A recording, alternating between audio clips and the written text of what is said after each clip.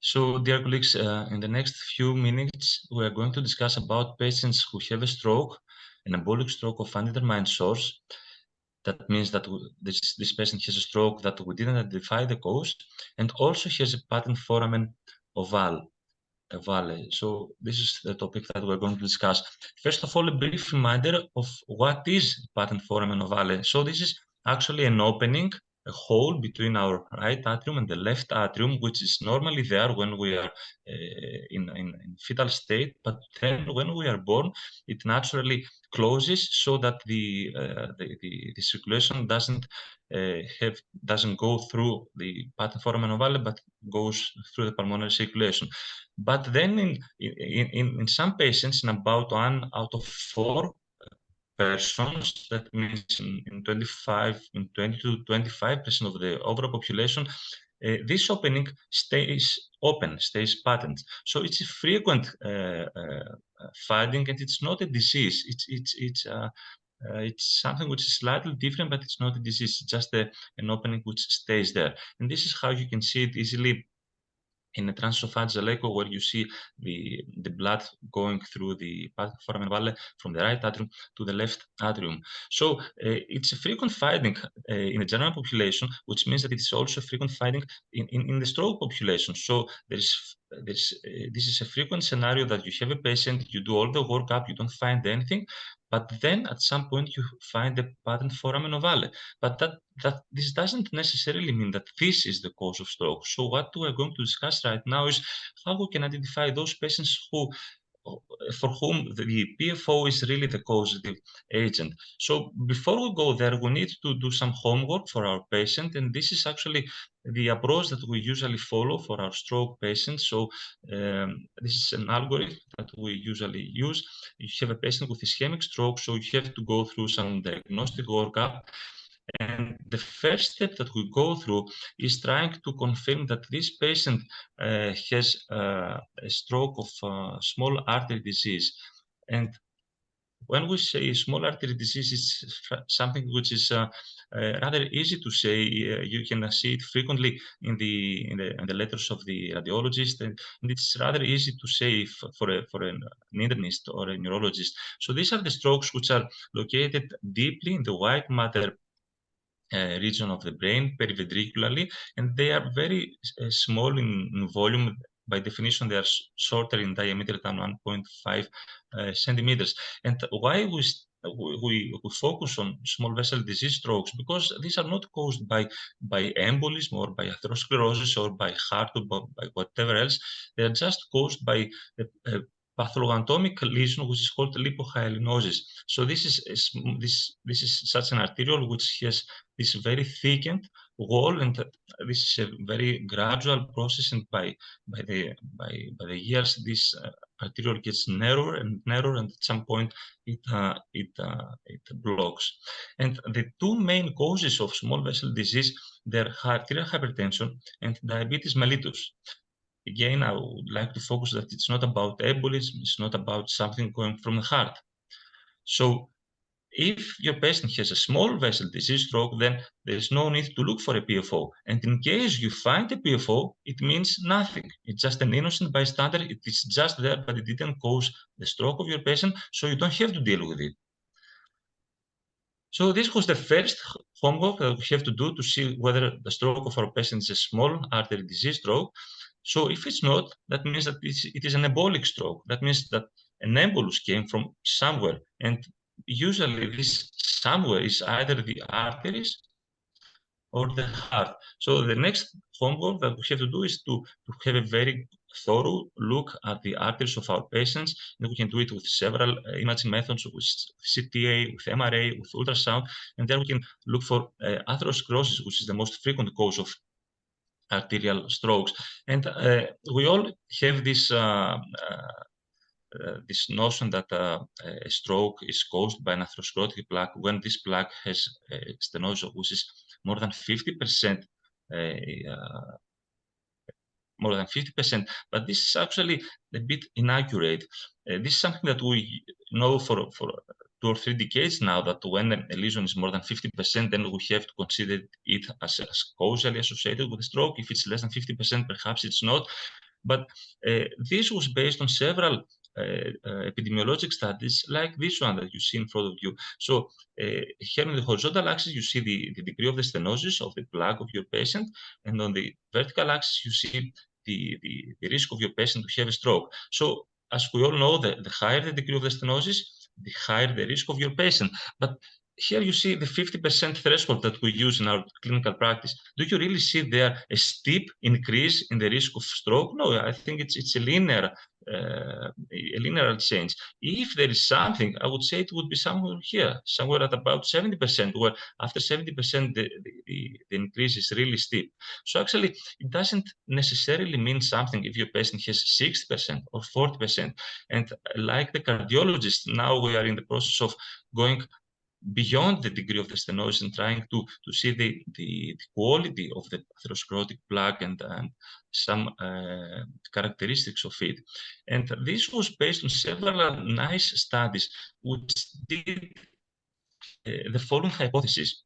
So they took patients with a stroke, which was of unknown cause, an embolic stroke of undetermined source, and those patients, they had atherosclerotic plaques of less than 50% stenosis. So they did this hypothesis. They said that if this plaque is not associated with stroke, then it's similarly likely that you find the plaque ipsilateral to the stroke or contralateral. On the other side, if this plaque is causally associated, most probably you will see it more frequently on the ipsilateral side. So what are the results? This is a meta-analysis of those studies, and you see that for those patients that have a stroke, you don't find the cause, and they have a carotid plaque, which is less than 50%, it is more than 5 times more likely to have this plaque on the ipsilateral side of stroke rather than the contralateral side of stroke, which points again towards the argument that even less than 50% carotid plaques, they may be causally associated with the stroke. So we need to go further beyond than the degree of the carotid stenosis. And as I mentioned, there are several examinations that we can use, the CT, the MRI, the ultrasound, and there are several characteristics of these plaques, like the intraplaque hemorrhage, the necrotic core, and the content of the lipid of the necrotic core, the degree of the nevosclerization, the thickness of the carotid plaque, the morphology of the surface, whether there's ulceration, whether there is a regular surface. So there are several characteristics that we have to take into consideration. And also, we don't have to restrict ourselves only to the carotids, but we have also to have a good look also to the aortic arch, because usually we forget about going to the aortic arch and assessing it, and it's rather frequent. About 1 out of 3 of our rhesus patients, they have aortic arch atherosclerosis, and about 1 out of 12 of those patients, they have a complicated aortic arch, like a floating thrombus. So we don't have we shouldn't forget those to check for the aortic arch in those patients. And there are also other non-atherosclerotic lesions like the dissections, but we can skip it for the sake of time. So after we went through the arteries of our patients and we didn't find anything, so we have a patient with a stroke, it's not a small vessel disease, it's not from the arteries, so then the next step that we should go and have a look at is the heart. So there are several pathologies in the heart which may cause a stroke. Here's a little summary that somebody could keep in mind. As the aortic arch, as we just mentioned, it could be a neoplasm like a atrial myxoma or metastasis. It could be a disease at the left atrial appendage like a thrombus itself or filling defect. It could be aortic valvular disease like severe calcification, which is very frequent in elderly patients, prosthetic fibrosarcoma. It could be disease of the left atrium like stasis in the left atrium, atrial septal aneurysm. It could be mitral valve disease. It could be left ventricular disease like a thrombus in the left ventricle, perhaps after myocardial infarction of a patient where you have a ventricular aneurysm there, and then you have stasis of the blood at that point. And also, it may be ectopic. It may be patent foramen ovale. So you did the workup of the heart for your patient. You have nothing else than those except patent foramen ovale. So this is what we discussed. So we have a patient. You did all the diagnostic workup. You find nothing but patent Foramen Ovale. And this is not a rare scenario. About 8% of our embolic strokes, which we don't have a cause, that is issues, about 8% of those, they have a PFO. So there was a large discussion, a long-lasting discussion through the last decades, whether this PFO is causally associated with a stroke or it is just an innocent bystander. So the definite answer came at about 2014, 2015, where there were several high-quality trials, all of them actually published at the New England Journal of Medicine, where patients with cryptogenic stroke and PFO, they were randomized to have it closed percutaneously or just the standard of care. So this is a meta-analysis of those trials, and you see here there was a huge effect, an odds ratio of 0.43, more than 50% reduction of the relative risk of your patient to have a recurrent stroke, which was translated in a very convincing number needed to treat of 46 within only just 2 years. So this was really the answer that yes, PFO in ISUS patients, they may be causally associated with a stroke, but not all of them necessarily. Some yes, some no. But how can you say whether this PFO in your patient is really the cause or not? So until recently, the only tool that we used to take into consideration was the rope score. The rope score is something like the CHATS VASC score. It has several parameters. You get some points from those parameters, and then you have the overall score of your patient. The maximum is 10 points, the minimum is 0 points. If you want to keep it in your mind, it's something like the vascular health of your patient, or the list of the comorbidities, the vascular comorbidities of your patient. So, for example, you have a patient with a rope score of 10. That means that this patient is perfect fit, has a very good vascular health. Nothing is there. Then the lower the rope score, then the more comorbidities for your patient. So this is a nice analysis that they did from those randomized trials, where they based this analysis in the following hypothesis. They said that if your patient has a rope score of a high rope score, more than 7, that means that this patient doesn't have any other comorbidities, so most probably it should be the PFO which is the cause. On the other hand, if your patient has several comorbidities, that is, the rope score is low, then perhaps it's not the PFO itself, but it's something else in your patient. So they did this meta-analysis of individual patient data from those trials, and they did this subgroup analysis in patients who had low rope score, less than 7, that is, they had several other vascular comorbidities, and patients who had a rope score of 7 or more, that is, they were in good vascular health. So you see that in those patients who had a high rope score, that means that their PFO seems to be probably the cause, then the treatment effect was huge. You see 80% relative risk reduction of risk for stroke recurrence. On the other hand, for patients who had a low rope score, yes, there was some effect, but it was borderline, which shows that yes, the rope score could be the tool to use. But it's rather funny because you're trying to guess whether the PFO of your patient is causally associated, and instead of looking at the PFO of your patient, you see anything else in your patient but the PFO. So then the concept started to build up that perhaps we should also have a look at the PFO itself and its characteristics.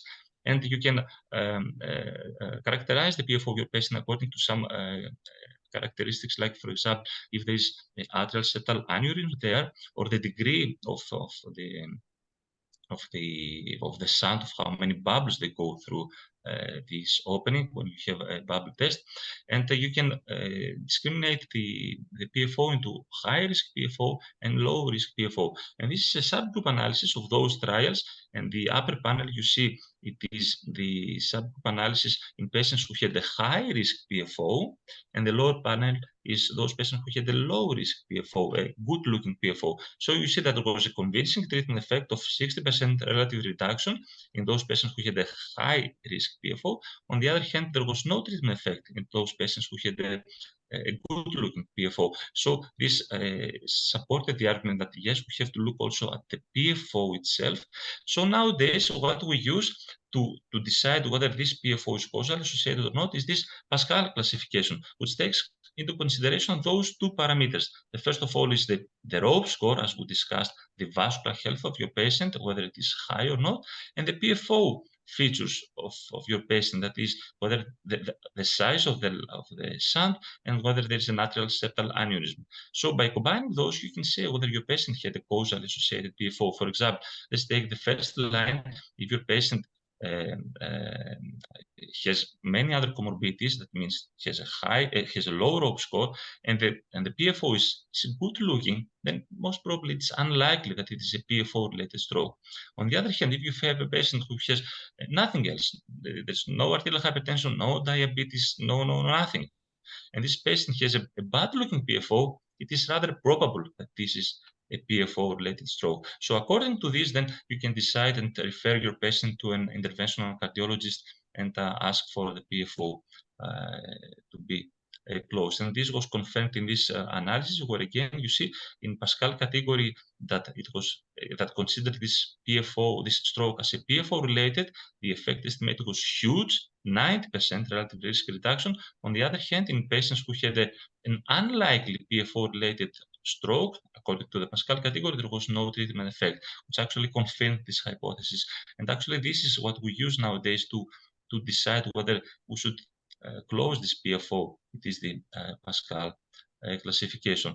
So this is the last slide that I would like to bring back. So it's not an easy decision to close the PFO of your patient. You need to do rather long homework involving brain imaging, involving arterial imaging, involving the heart. So you need somebody who has a very broad knowledge of medicine to chat about PFO, and I can't think of such scientist better than an internal medicine physician. Thank you very much for your patience.